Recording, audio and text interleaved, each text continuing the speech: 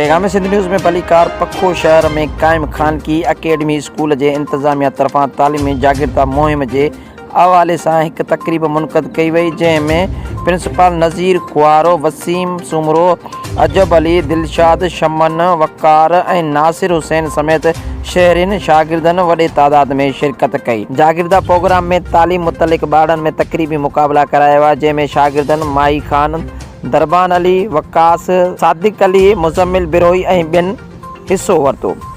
तकरीब प्रोग्राम में पोजीशन खटण ॿारनि में इनाम ॾिना विया। होॾां माहवार थींदड़ टेस्ट जी पिणु पहिरीं ॿी टीं पोजीशन खटणनि खे इनाम ॾिना विया।